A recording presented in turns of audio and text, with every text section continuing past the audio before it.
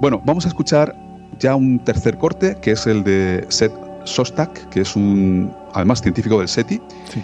y que también viene a abundar un poquito en la física de los agujeros negros. También pertenece el corte al mismo capítulo que el corte de Hawking, de ese mismo documental de la BBC, el universo de Stephen Hawking, con lo cual cabe la posibilidad de que esté un poquito anticuada y quizás hoy día, en la actualidad, Shostak no opine así. Pero en cualquier caso no está mal escucharle, ¿no? y luego comentar, ¿no?, sobre lo que él ha reflexionado. En muchos sentidos, la historia de los agujeros negros es de alguna forma análoga a lo que estamos haciendo aquí, porque los agujeros negros se encontraron en la teoría mucho antes de que se pudieran detectar en el espacio. Así no es como suelen funcionar las cosas en astronomía. Normalmente en astronomía coges el telescopio y encuentras algo que no esperabas y luego intentas encontrar una explicación. Pero fueron los teóricos los que encontraron los agujeros negros antes de que nadie pudiera ni siquiera esperar detectar uno con un telescopio. Bueno, pasa lo mismo en SETI. Esperamos que la galaxia esté llena de otras civilizaciones, de civilizaciones tecnológicas. Eso es lo que esperamos, es lo que creemos, y para ello nos basamos en una hipótesis razonable. Ahora estamos usando el radiotelescopio para salir y ver qué es lo que hay ahí fuera. ¿Es posible escuchar a ET? Hasta ahora, en 36 años de escucha, aún no hemos oído nada procedente del cosmos. Quiero decir que eso es un hecho. Ese es el punto de partida.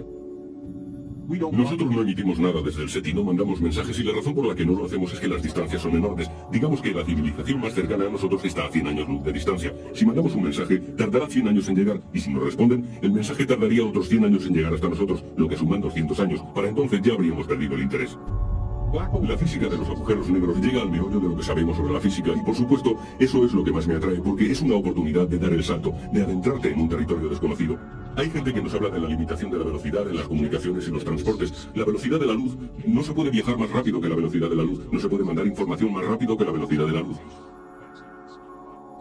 Pero los físicos de los agujeros negros sugieren que, bueno, aún es una hipótesis, pero dicen que puede haber otros modos de mandar información usando la física de los agujeros negros o los mismos agujeros.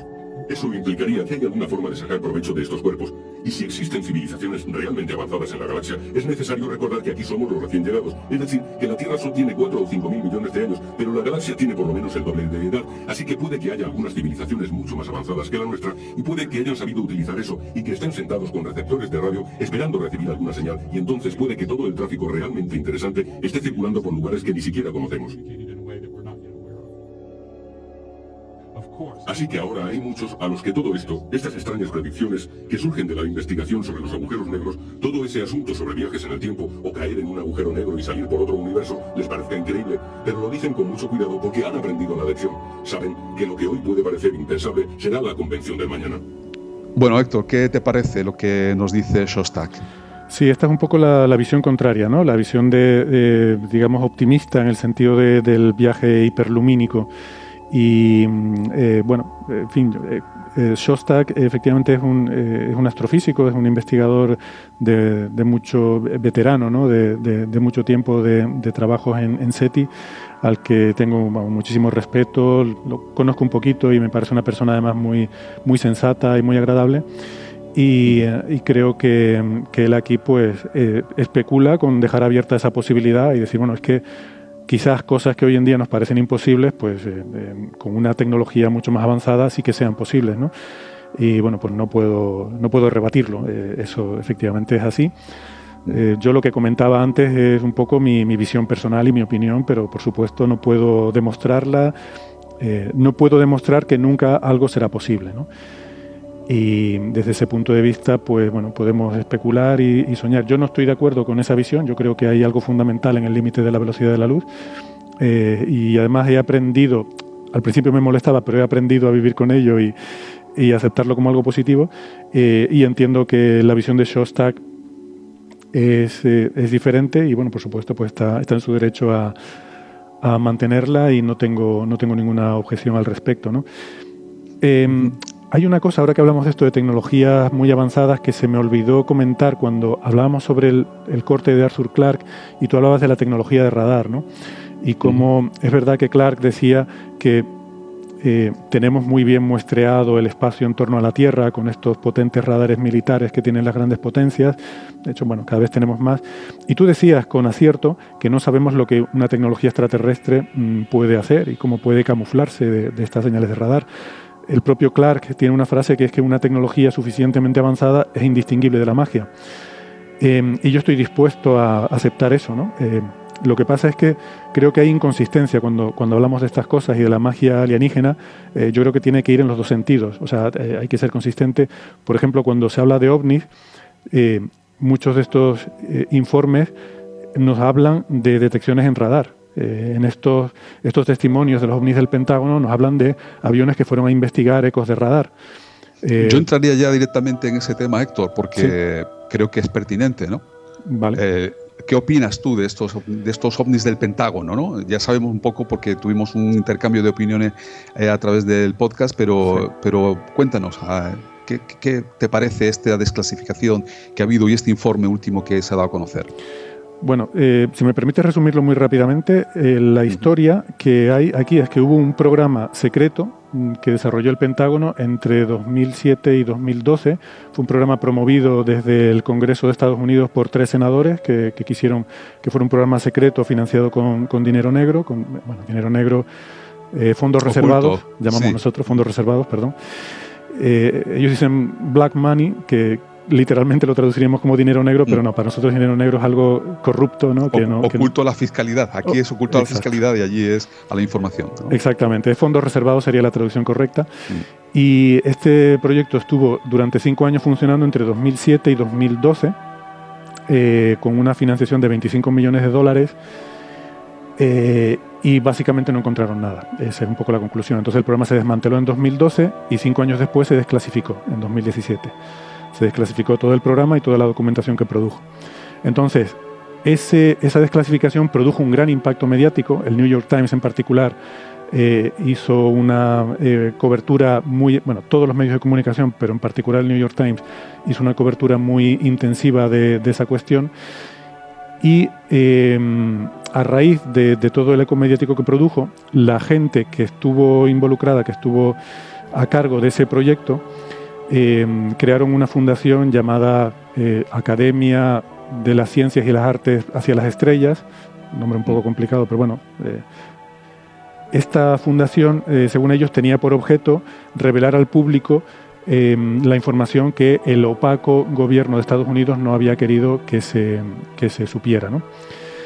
Y entonces esta fundación lo que hace es sacar a la luz pública 3 vídeos que no fueron tomados durante el programa. De hecho, uno de ellos es del año 2004, muy anterior al programa, y los otros 2 son de 2014 y 2015, ya con el programa terminado.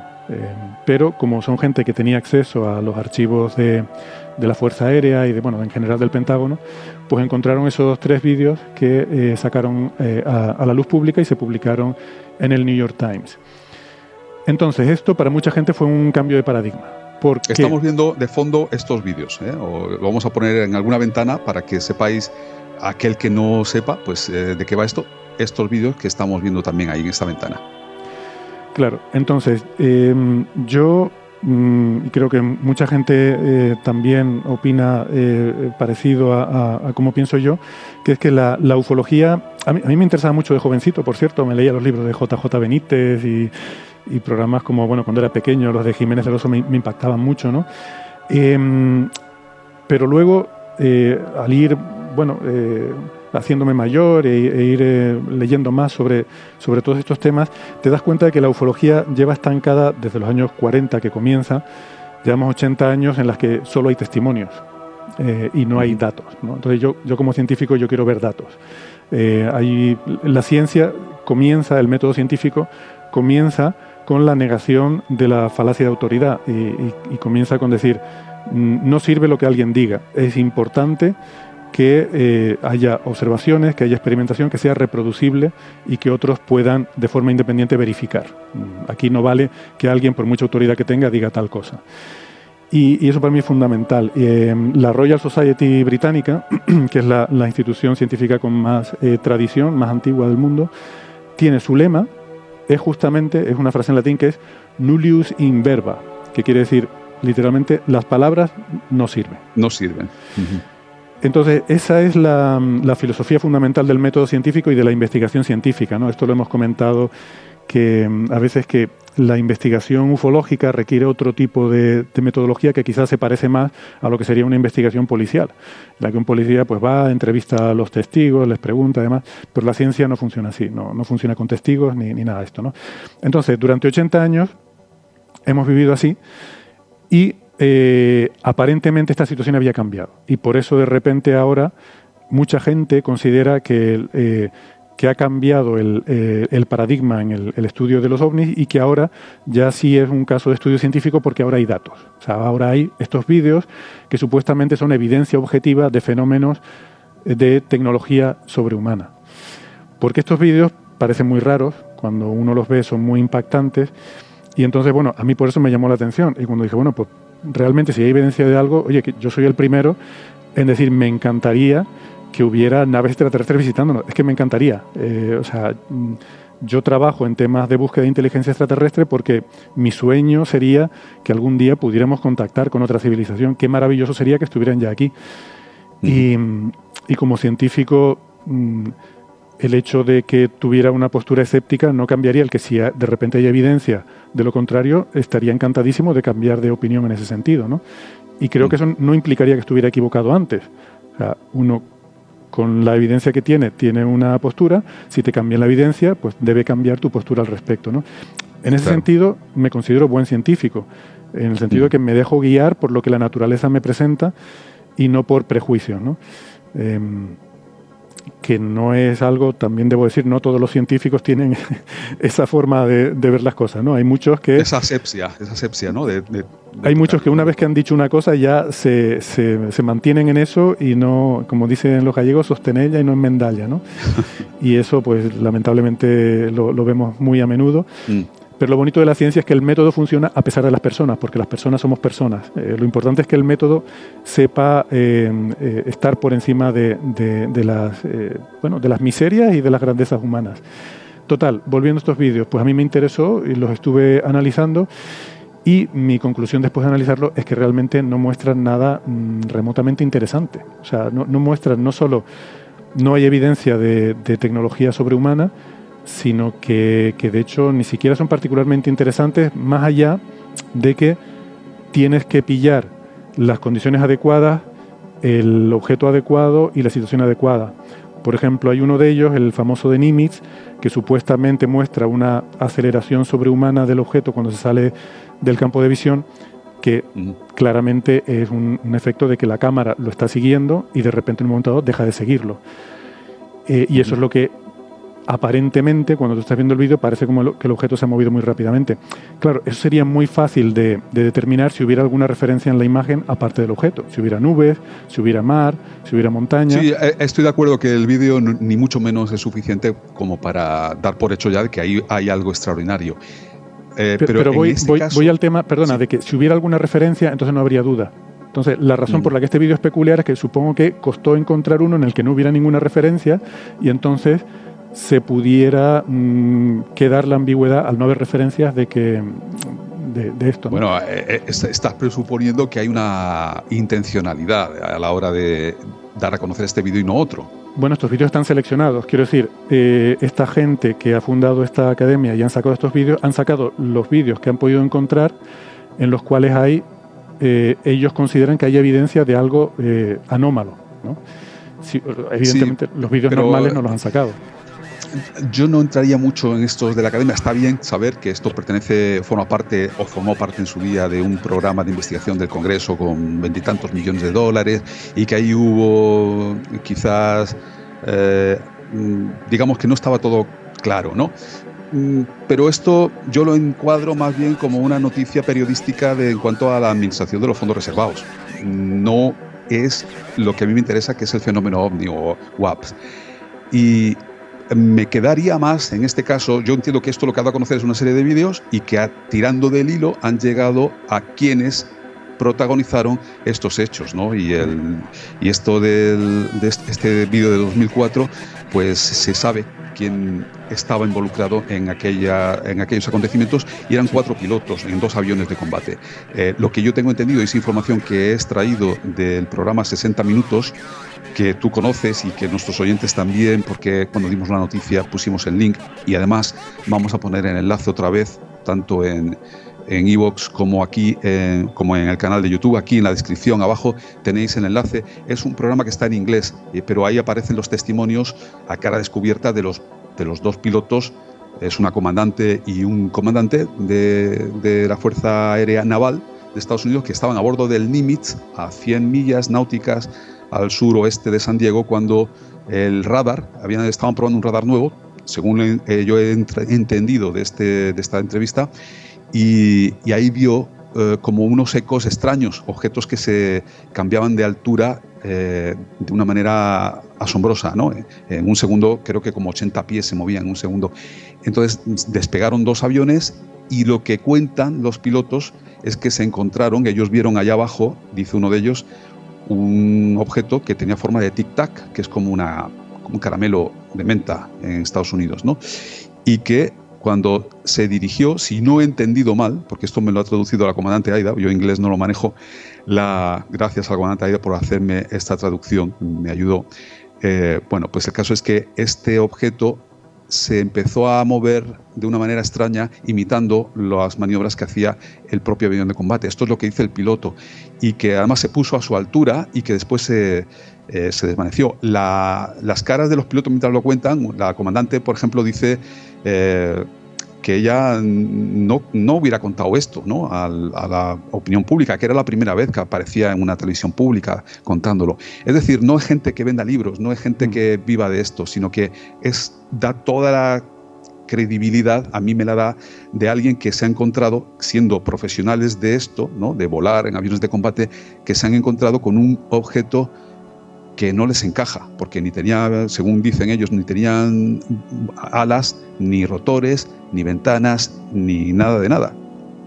En fin, a ellos cuando les preguntan lo que dicen es que pues no saben, hay algo ahí fuera raro que no sabemos qué es, ¿no? Entonces, a mí lo que me interesa es este testimonio de profesionales que se encuentran con algo extraordinario. Claro, estoy de acuerdo contigo en el sentido de que los vídeos no constituyen una prueba fehaciente de nada, ni siquiera que se pueda estudiar desde un punto de vista científico, pero estarás de acuerdo conmigo en que el hecho de que haya este tipo de testimonios de personal cualificado, por lo menos nos está diciendo de que hay personas que se encuentran con cosas raras ahí en el aire, ¿no? ¿Qué opinas de este testimonio de los pilotos? Sí, la verdad que cuando escuchas los testimonios, pues son bastante, en fin, son bastante inquietantes, ¿no? No sabes muy bien lo que hay. Yo, no sé, de los testimonios tampoco te puedo opinar mucho. Ellos, bueno, dicen que han visto eso, pero la investigación que a mí me interesa es la científica. Entonces, a mí me interesa lo que hay en los vídeos. Por tanto, mi conclusión es que que no ha cambiado el paradigma. O sea, seguimos basando todo lo que sabemos sobre ovnis en testimonios. Entonces, esa es mi conclusión. ¿Qué pueden significar estos testimonios que han visto estas personas? Pues si no lo saben ellos, ni lo sabe el Pentágono, menos lo voy a saber yo.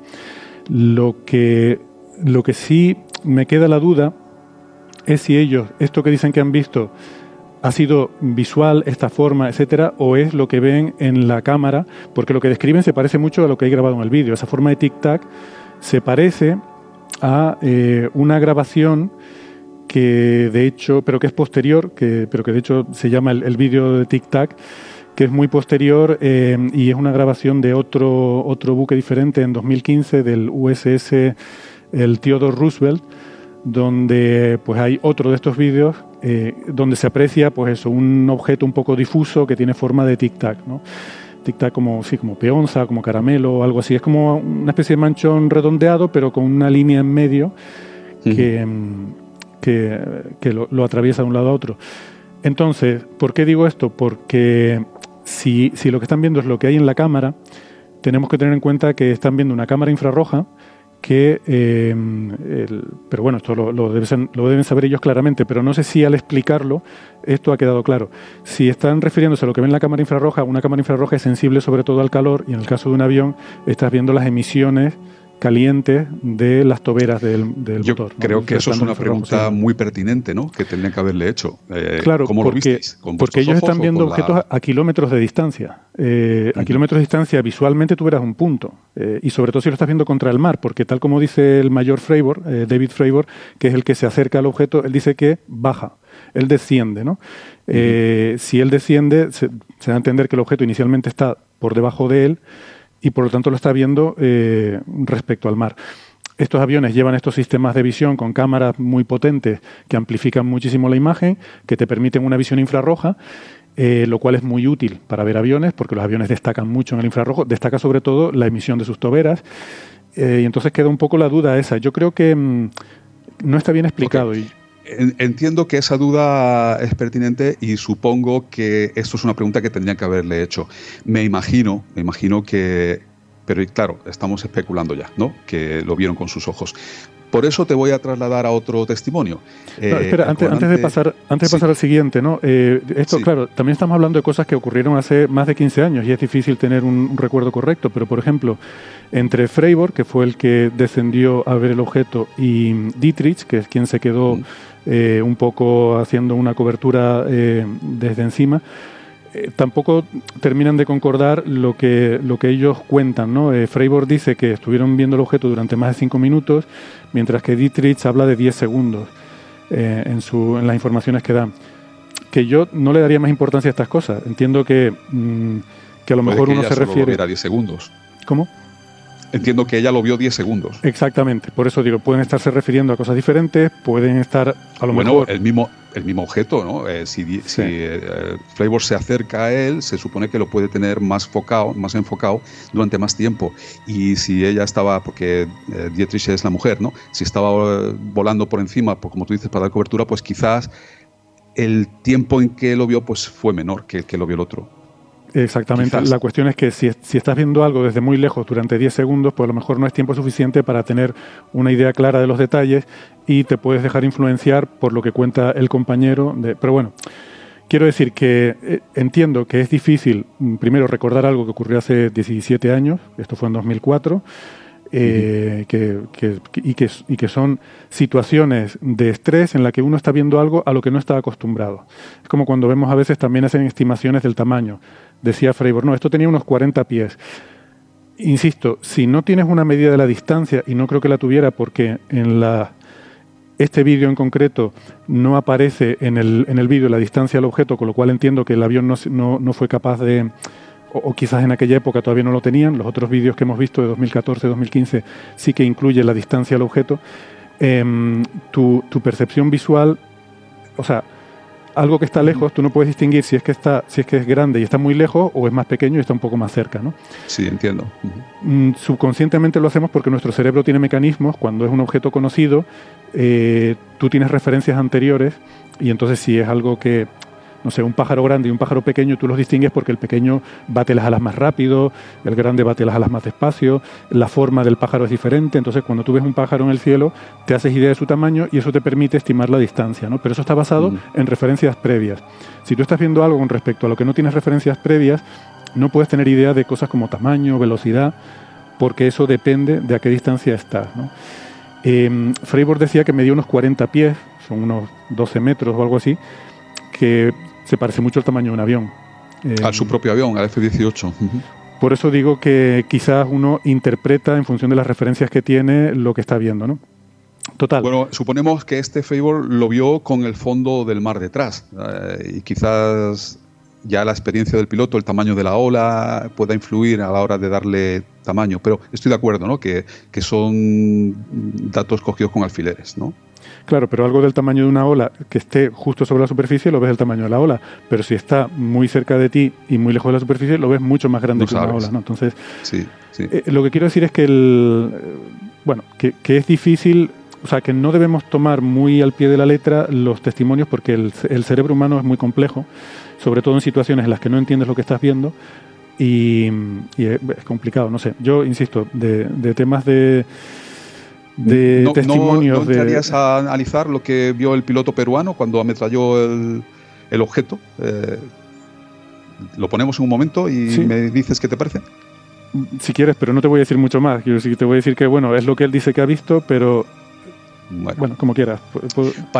Para que nuestros oyentes sepan de qué estamos hablando, lo vamos a poner en un momentito, una entrevista. Este hombre, aunque habla de este asunto por primera vez 20 años después de que ocurrieran los hechos, 22 años después, en 2002, es cuando empieza a hablar, porque es cuando se desclasifica por parte de la oficina. Ahí, en esa época se crea en el Perú una oficina de investigación de fenómenos anómalos, aéreos anómalos, ¿no?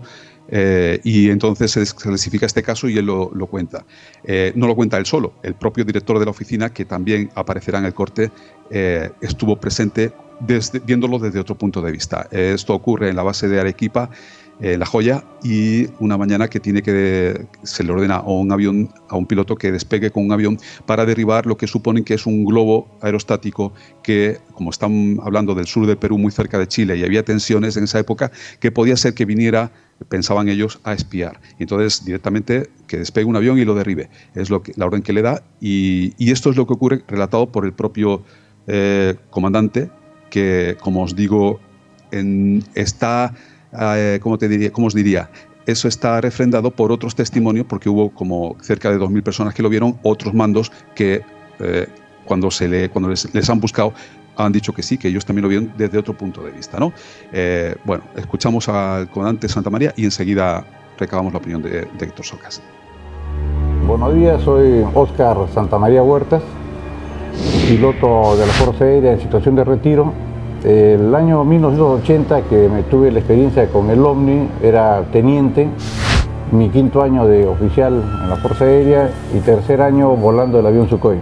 El día del evento fue un viernes 11 de abril de 1980 a las 7:15 de la mañana, que forma el personal en el parte diario. Se percataron 1.800 personas que estaban en el parte que hacia el final del campo de aterrizaje, a baja altura, había una especie de globo aerostático.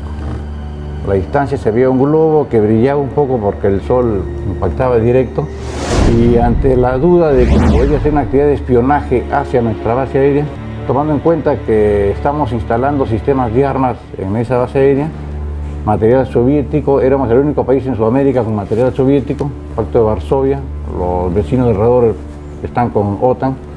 Entonces nos cuidábamos mucho. Ante la duda de que podía ser un equipo que venga a hacer inteligencia sobre nosotros, dieron la orden, el comando de la unidad dijo que salga un avión Sukhoi y lo derribe antes de que llegue a la base. Realicé el despegue, un giro por derecha para dejar el sol a mi espalda, ataqué de este a oeste, el objeto muy claro, muy nítido, estático a la velocidad que se desplazaba.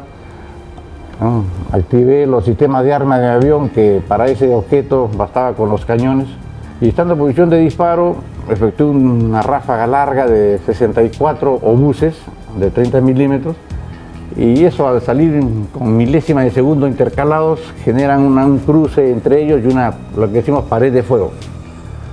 Al impactar sobre el globo, yo pensaba verlo ya explotar, destruir, pero no ocurrió nada. Digo, no puede ser si esto le ha dado de lleno, ¿no?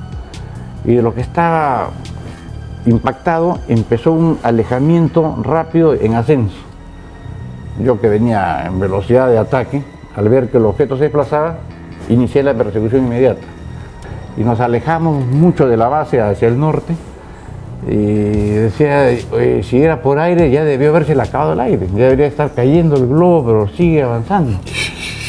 Entonces ya empezó la duda de que contra qué, estoy ahorita cumpliendo mi misión de ataque, pero continuamos. Como se le veía pacífico, solamente en desplazamiento, no había ninguna intención de ataque contra mí, yo continué, ¿no?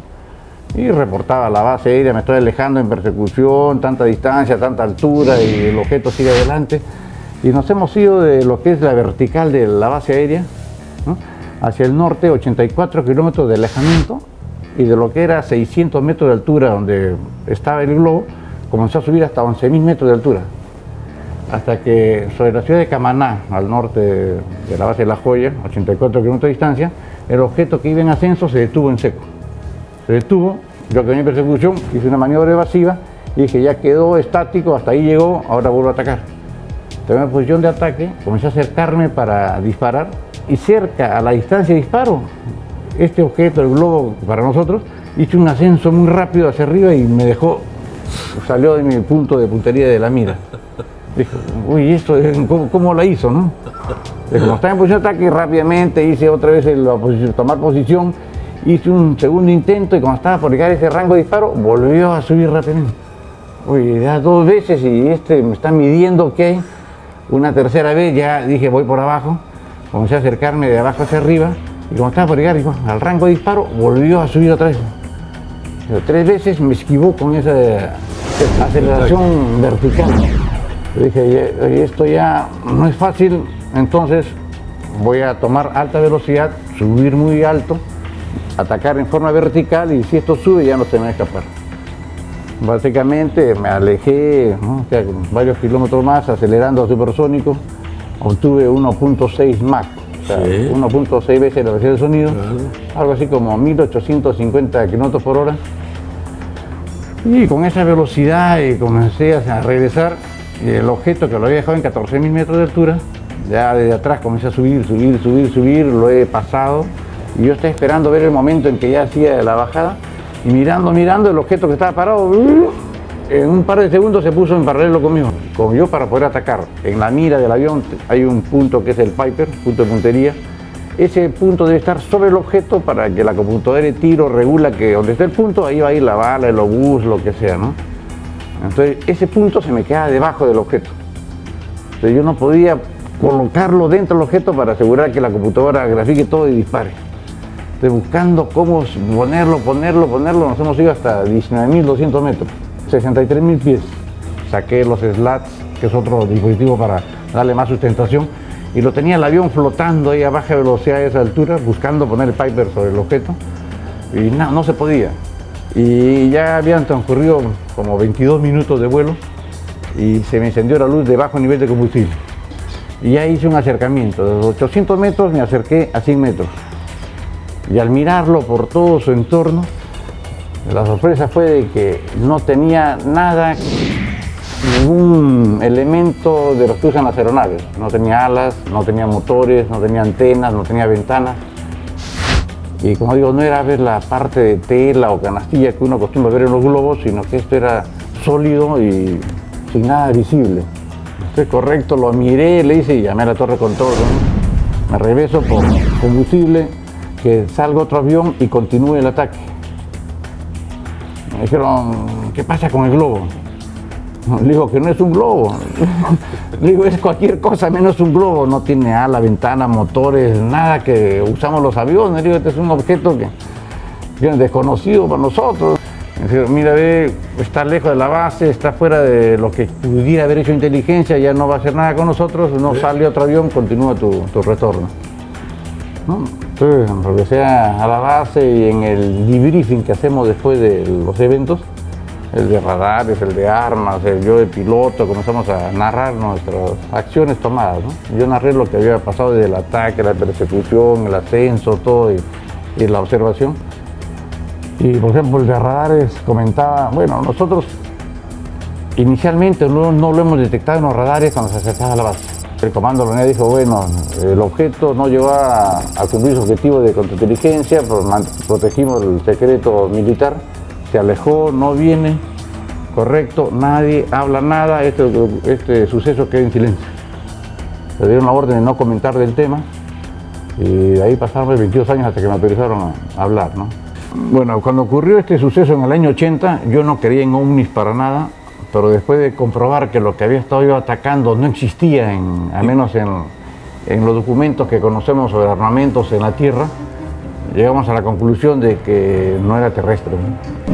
Tenía 1.800 testigos que estaban atentos a la maniobra. Estuve yo y estuvieron 2.000 personas más viéndolo.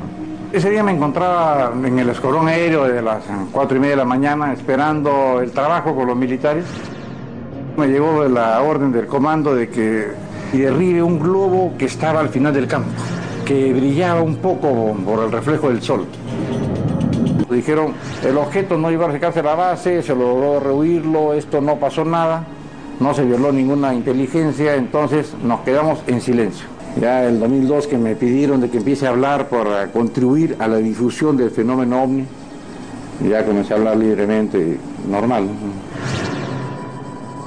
cuando tu nivel académico es más comprometido, es menos la posibilidad de que tú vayas a reportar.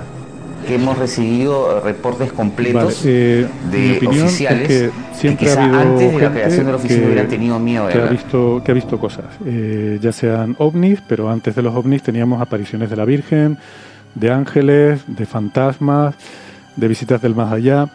Entonces yo no me las acabo de creer, francamente. Okay. Y no quiero con eso faltar el respeto a esta persona. O sea, es posible que él se haya visto involucrado en una situación en la que él cree realmente que está atacando un objeto con un comportamiento y unas propiedades alienígenas. Pero también hay gente muy respetable, quizás anteriormente, hace mucho tiempo, que estaba convencida de que se le apareció la Virgen y le ha dicho cosas, o de que ha habido ángeles. O sea, con esto no quiero faltar el respeto a las personas que aportan testimonios de haber visto ovnis, ¿no? Ni siquiera faltar, digamos, a la profesionalidad de los pilotos que, por supuesto, son una población, digamos, más sensata y mejor formada y mejor entrenada que el promedio de la población general.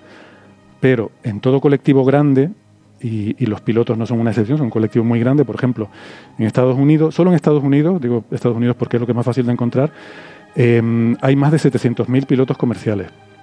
Hay del orden de 27.000 pilotos militares. Entre la Fuerza Aérea y la Marina hay 27.000 pilotos militares. Son colectivos muy grandes, ¿no? Y bueno, en todo colectivo grande pues puede haber personas que, no sé, que en algún momento dado vean algo que no entienden. Por eso yo insisto, creo que tenemos que buscar datos, buscar evidencias, apoyarnos en el método científico. En ese sentido va lo del proyecto Galileo. Yo entiendo, mi opinión al respecto es que los testimonios de este tipo de personal, ¿no?, del personal cualificado, para mí tienen una validez muy poderosa, porque si yo me subo en un avión y me pongo en manos de un piloto es porque confío en su criterio y en que, en fin, no va a haber... Tú piensas, José Rafael, te recuerdo que en 2015 hubo un piloto comercial que estrelló un avión en los Alpes para suicidarse porque sufría problemas mentales graves, ¿no? Sí, claro, hay excepciones. Claro, bueno, pero es que esta es una situación en la que estamos buscando las excepciones, ¿vale? No es que estemos...